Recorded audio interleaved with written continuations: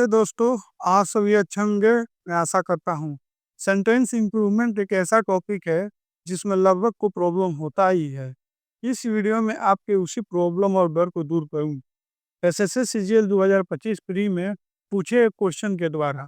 अगर आप चाहते हैं कि आपको कभी भी सेंटेंस इम्प्रूवमेंट वाले क्वेश्चन में प्रॉब्लम नहीं हो, तो इस वीडियो को लास्ट तक देखना, क्योंकि यह वीडियो आपके इस प्रॉब्लम डर को दूर करने के लिए ही बना है। और चलिए इस वीडियो को अब स्टार्ट करते हैं। देखिए क्वेश्चन लिखा है, she has a reputation to be a kind woman लिखा है। यहाँ पे दो रेपुटेशन है। रेपुटेशन यहाँ अब्स्ट्रैक्ट नाउन है, और अब्स्ट्रैक्ट नाउन से पहले आर्टिकल का प्रयोग हो जाए तो वो कॉमन नाउन हो जाता है, कॉमन नाउन हो जाएगा। तो अब देख रहे हैं कि to be a kind woman लिखा है। रेपुटेशन क्या है, नाउन प्लस प्रीपोजिशन मिलके क्या बनाते हैं, कोलोकेशन बनाते हैं, कोलोकेशन बनाते हैं। और रेपुटेशन अपने साथ टू का प्रयोग नहीं करता है, ऑफ या फोर अपने साथ यूज करता है। तो इसलिए इसलिए ये गलत हो जाएगा, टू जो है वो गलत हो जाएगा। तो ऑप्शन हमारा क्या होगा, आंसर ऑप्शन नंबर हमारा बी आंसर हो जाएगा। अब यहाँ पे और क्यों नहीं होगा, यानी दो क्यों नहीं होगा यहाँ पे, क्योंकि यहाँ पे स्पेसिफिक का बात नहीं हो रहा है। बोल रहा है कि जो महिला एक है जो बहुत दयालु है, इसलिए स्पेसिफिक की बात नहीं हो रहा है, तो आर्टिकल और ही का यूज होगा, तो वो इसलिए बी ऑप्शन होगा। तो यहाँ पे बीइंग भी डाउट हो सकता है, बीइंग क्यों हुआ है, तो यहाँ पे वर्ब क्यों यूज हो गया है। यहाँ पे बीइंग कोई वर्ब नहीं है, जेरंड है, क्योंकि हमारा जो प्रीपोजिशन का कोई ऑब्जेक्ट होता है, नाउन या प्रोनाउन नहीं होता है, और यहाँ जेरंड एक वर्बल नाउन होता है, इसलिए यहाँ बीइंग यूज हुआ। इसलिए मेरा बी नंबर करेक्ट आंसर होगा। यहाँ पे देख लीजिए लिखा है, choose the most important suitable अपना टू अवॉइड इंटायर। तो यहाँ पे मात्र देख लीजिए एंड का यूज हुआ है। एंड सेम सेंस लेता है, यानी इधर जैसा हो तो इधर भी वैसा ही रहेगा। तो यहाँ पे डूइंग एक्सरसाइज जो है गलत हो जाएगा। अगर सपोज मान लिए कि डूइंग एक्सरसाइज ही होगा, तो फील होगा कि जो डॉक्टर है एडवाइस दे रहा है कि स्वीट भी नहीं खाना है और एक्सरसाइज भी डेली नहीं करना है, दोनों ही फीलिंग देगा। इसलिए यहाँ पे डूइंग को हटाएंगे और ऑप्शन और टू एक्सरसाइज सिर्फ करेंगे। इधर भी इन्फिनिटिव हो गया, इधर भी इन्फिनिटिव, और दोनों अलग अलग हो जाएगा। यानी डॉक्टर ने एडवाइस दिया है कि मीठा नहीं खाना है और एक्सरसाइज रेगुलर करना है। अगर वही अगर डूइंग रहता ना तो बोलते कि डॉक्टर मना किया है, मीठा नहीं खाना है और एक्सरसाइज रेगुलर नहीं करना है, ये सेंस होता। चलिए 3 नंबर, इसलिए मेरा 2 नंबर ऑप्शन सही है। देखिए यहाँ नो सुनर है, यहाँ वेन है, लेकिन नो सुनर अपने साथ देन का यूज करता है। वेन कौन लेता है, वेन आपका बेयरली हो, रेयरली हो, हार्डली हो, हार्डली हो जाएगा, स्केयरली हो जाएगा, ये सभी अपने साथ वेन का प्रयोग करते हैं। लेकिन नो सुनर अपने साथ देन का यूज करता है। तो ऑप्शन देखिए ए में देन द ट्रेन डिपार्टमेंट सही हो जाएगा। लेकिन डिड की वाला क्यों गलत हो गया, क्योंकि यूनिवर्सल रूल में helping verb before the subject, helping verb जो होता है फर्स्ट सब्जेक्ट के बाद आता है, इसलिए यहाँ पे नो सुनर हैड लिखा है, और जो देन है उसके बाद सब्जेक्ट आता है, यहाँ पे द ट्रेन, इसलिए ये अब गलत हो गया। 3 नंबर का ऑप्शन ए होगा करेक्ट आंसर। 4 नंबर का अब चलिए देखते हैं। 4 नंबर में कुछ नहीं है, यहाँ पे आज क्या है, एक ट्रांजिटिव वर्ब है।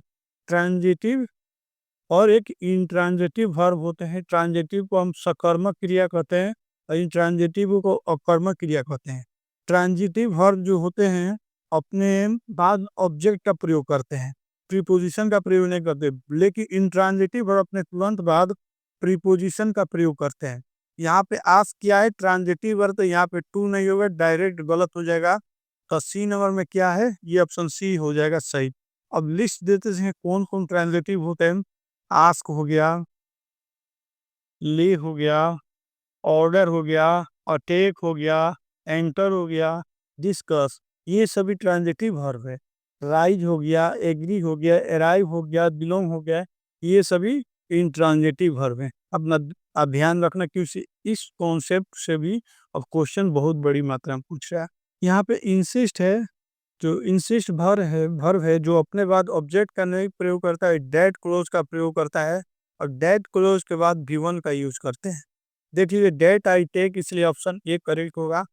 सजेस्टेड हो गया, इंसिस्ट हो गया, इसेंशियल हो जाएगा, इम्पोर्टेंट हो जाएगा, डिमांड हो जाएगा, आस्क। ये ऐसे वर्ब हैं जो अपने बाद डेट क्लोज का प्रयोग करते हैं, ना कि ऑब्जेक्ट का, इसलिए आप ध्यान में रखना।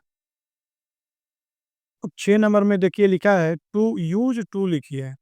यूज टू क्या है? हैबिट कॉन्सेप्ट है। हैबिट्स कॉन्सेप्ट आपको डिटेल जब कराएंगे कॉन्सेप्ट का वीडियो उसमें करें, लेकिन नॉर्मल बता दें। अगर बी फॉर्म लिखा हो और यूज टू आ गया हो तो अपने पास क्या लेगा? बी फोर का यूज करता है। तो इसलिए यहाँ पे गेटिंग अर्ली अप होगा, विथ नहीं होगा, ऑप्शन सी करेक्ट होगा।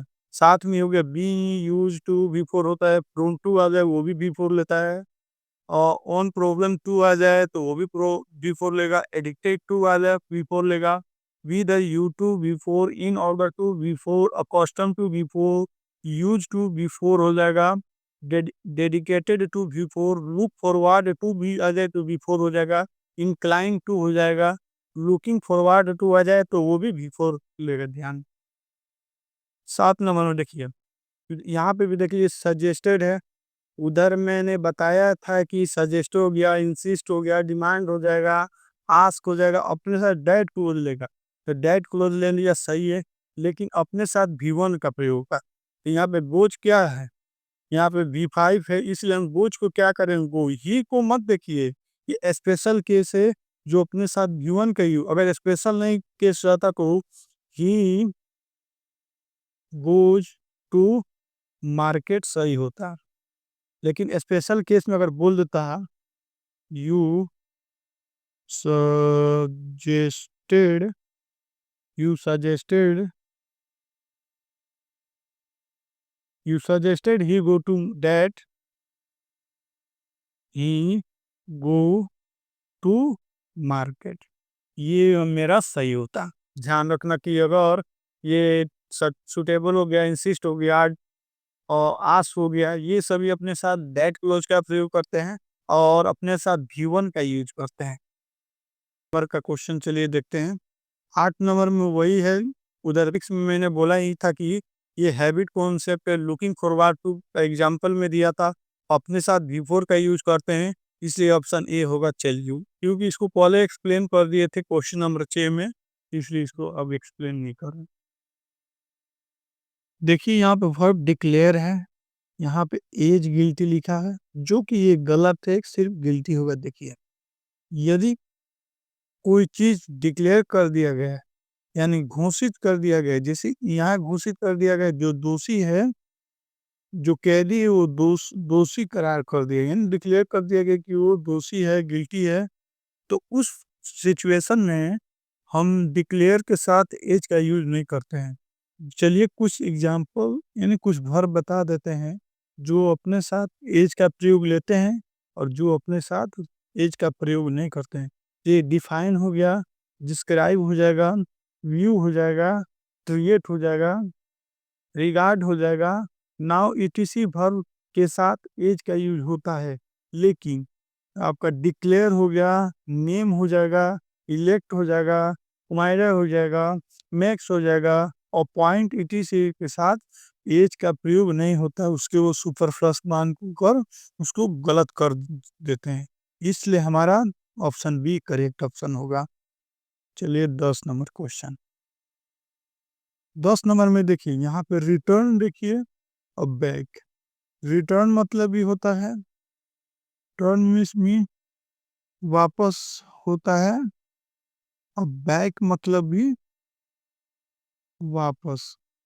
यदि किसी सेंटेंस में एक ही सेंस देने वाले दो वर्ड दिखें तो एक को रिमूव कर देते हैं, क्योंकि वो सुपरफ्लस ईयर कहलाते हैं, और बचा तब सही हो जाएगा। जैसे यहाँ पे रिटर्न बैक है तो हम बैक को रिमूव कर देंगे तो हमारा सही हो जाएगा, ऑप्शन बी करेक्ट हो जाएगा। अब 11 नंबर में देखिए, अक्यूज के बाद क्या लगते हैं? ऑफ फिक्स प्रीपोजिशन का प्रयोग होता है, ना कि फॉर का होता है। देखिए ट्रिक बता देते हैं कुछ। अगर कोई चीज भरा हो, वो ऐसा सेंस दे तो उसके साथ हम ऑफ प्रीपोजिशन का यूज करते हैं, या कोई वंचित हो डराने जैसे, जैसे कि यहाँ पे इसको जैसे इसी में कर दिया गया कि जो है क्यों दोषी करार हो गया, तो वो अपने आज़ादी से वंचित हो गया। तो ऐसा सेंस दे दिया, यानी वंचित डराने वाला सेंस दे दिया, भरा वाला सेंस दे दिया। उसके साथ हम ऑफ फिक्स प्रीपोजिशन का यूज़ करते हैं, जैसे कि जेलसली हो जाएगा, गिल्टी हो जाएगा, अपवाइट हो जाएगा, अफ्रेड हो जाएगा। ये सभी अपने साथ फिक्स प्रीपोजिशन वही ऑफ का प्रयोग करते हैं। चलिए बार अब यहाँ पे देखिए ये कंडीशनल सेंटेंस है, हैड है, यहाँ पे विल हैव दे दिया, गलत हो जाएगा। इसका ऑप्शन ए करेक्ट हो जाएगा। ये आपका है if clause past perfect, perfect tense past perfect में हो तो वुड, शुड, कुड, माइट जो भी दिया हो अपने साथ भी थ्री का यूज करेगा। ये टाइप थ्री कंडीशनल सेंटेंस का है, तो यहाँ पे भी थ्री है, ऑप्शन ए करेक्ट हो जाएगा। अब 13 नंबर में देखिए इट इज हाई टाइम दे दिया है, इट इज हाई यदि दे दे इट इज टाइम दे मतलब अभी समय बाकी है, it is high time they they, high time, it is about time. ये दोनों का मतलब हो गया कि समय नहीं है, जो करना है अभी तुरंत करना है। उनके साथ की भी टू का यूज करते हैं, तो यहाँ पे देख लीजिए क्या करते हैं, भी टू का यूज करते हैं।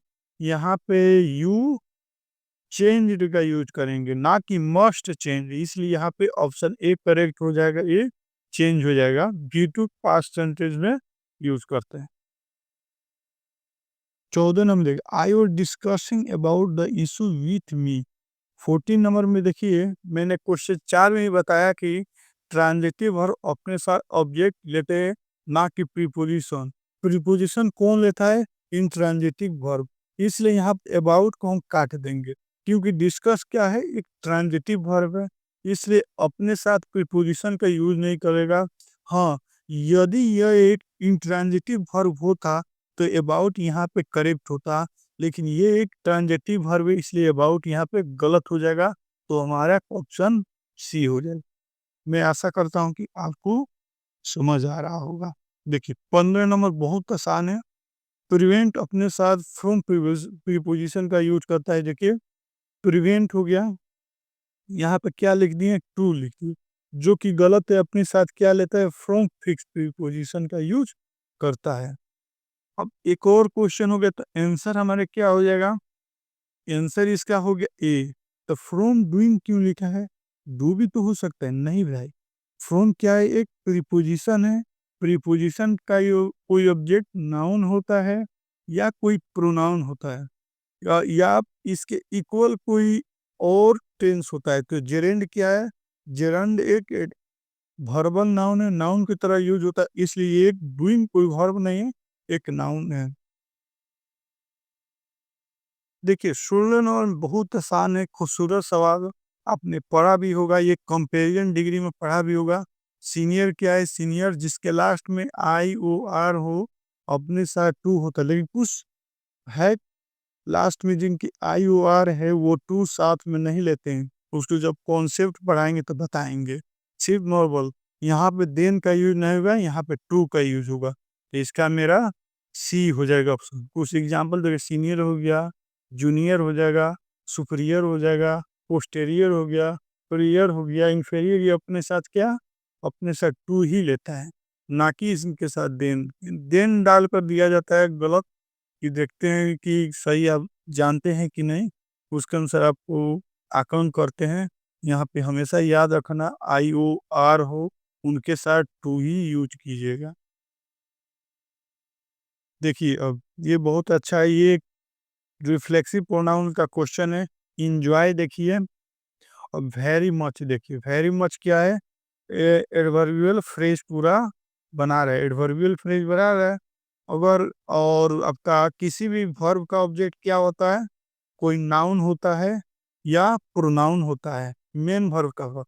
यदि वही स्टेटिव वर्ब रहता, क्या रहता, एडजेक्टिव उसका ऑब्जेक्ट होता। तो यहाँ पे एडवर्ब है, तो एडवर्ब तो ऑब्जेक्ट नहीं होगा, इसलिए इसके ऑब्जेक्ट को कमी को पूरा करने के लिए हम क्या करते हैं, रिफ्लेक्सिव प्रोनाउन का यूज करते हैं। तो इसलिए हमारा ये आंसर हो जाएगा, यहाँ बी आवर सेल्फ है, वी का आवर सेल्फ हो गया, सही हो जाएगा बी नंबर। अपवाद में भी कुछ होते हैं। देखिए, यदि ऑब्जेक्ट पहले से ही मौजूद हो, तो चाहे इंजॉय ही क्यों ना हो, तब भी हम रिफ्लेक्सिव प्रोनाउन का यूज नहीं करते हैं। देखिए, इंजॉय हो गया, अवेल हो गया, ऑब्सेंट हो गया, अक्वाइट हो गया, रिजाइन हो गया, अप्लाई हो गया, अवेंज हो गया, ये सभी अपने साथ रिफ्लेक्सिव प्रोनाउन का यूज करते हैं। यदि ऑब्जेक्ट नहीं हो, याद रखना मैंने ऑब्जेक्ट का बात हुआ। देखिए, अब 18 नंबर का क्वेश्चन, 18 नंबर में देखिए कंजंक्शन का क्वेश्चन ये। देखिए, अगर आइदर आइदर और नाइदर और नहीं, नाइदर नॉर और note only but also, but also दिया है, तो ये जो वर्ब होता है सेकंड सब्जेक्ट के अनुसार होता है। ये कि ये फर्स्ट हो गया, ये सेकंड, सेकंड को ना कि हम फर्स्ट के अनुसार इसका दे दिए, या नियर जो वर्ब सब्जेक्ट होता है उनके अनुसार हम वर्ब लेते हैं। यहाँ पे एम्प्लॉय का एक प्लुरल है, तो यहाँ पे वाज गलत होगा, यहाँ पे वेयर सही। याद रखना, सेकंड सब्जेक्ट के अनुसार लेते हैं, या आप जो नियर सब्जेक्ट होते हैं उनके अनुसार लेते हैं। ये कॉन्सेप्ट याद रखना, ये तीनों। तो हमारे आंसर कौन सा ऑप्शन होगा, ऑप्शन सी करेक्ट। देखिए, यहाँ पे सिंस लगा हुआ है, मतलब ये present perfect continuous continuous tense का कॉन्सेप्ट का है, जिसका रूल होता है subject plus have, has plus been plus V four plus object plus since for plus period, period of time, time हो गया। तो ऑप्शन मेरा ये इसमें क्या हो जाएगा, ऑप्शन सी में देखिए, has been living in a village since 2015, option C correct, याद रखना। अब लास्ट क्वेश्चन हम लोग करने चल रहे हैं, बहुत इजी क्वेश्चन ये है, ये आपका प्रोनाउन का क्वेश्चन है, जो एंटीसीडेंट ऑफ रिलेटिव प्रोनाउन, ये हु क्या है, रिलेटिव प्रोनाउन है, रिलेटिव प्रोनाउन। और रिलेटिव प्रोनाउन का इंसिडेंट हमेशा याद रखना, कोई नाउन होता है। तो यहाँ पे स्टूडेंट्स देखिए, एक प्लूरल है, प्लूरल है, और इंसिडेंट में यही होता है, यदि इधर प्लूरल हो तो उसके बाद भी प्लूरल होगा, यदि सिंगुलर हो तो उसके बाद भी सिंगुलर होगा। स्टूडेंट यहाँ प्लूरल है, तो इसका भर भी प्लूरल होगा, इसलिए यहाँ पे हैज को क्या करेंगे, काट देंगे, यहाँ पे हैव कर देंगे। तो हमारे ऑप्शन क्या हो जाएगा, ऑप्शन बी करेक्ट हो जाएगा। देखिए, एंटीसीडेंट रिलेटिव प्रोनाउन मैंने कॉन्सेप्ट भी बताया था, नोट्स भी दिया था, लगभग जो जो नोट्स मैंने पहले टेलीग्राम पे दे दिया था उससे ही लगभग क्वेश्चन थे। अगर आपको ये मेरे एसएससी सीएल 2025 की सेंटेंस इम्प्रूवमेंट के क्वेश्चन की पीडीएफ चाहिए, तो पीडीएफ में टेलीग्राम चैनल पर अपलोड कर दूंगा, जिसका लिंक मैं कमेंट बॉक्स में दे दूंगा, वहां से इस वीडियो के जो पीडीएफ है डाउनलोड कर सकते हैं। और वीडियो को लाइक और चैनल को सब्सक्राइब करके जाना, और अपने दोस्तों के पास भी इसको शेयर कर देना, जिससे उनका भी डर प्रॉब्लम दूर हो जाएगा। और कमेंट बॉक्स में ज़रूर बताना कैसा आपको ये वीडियो लगा। Thank you.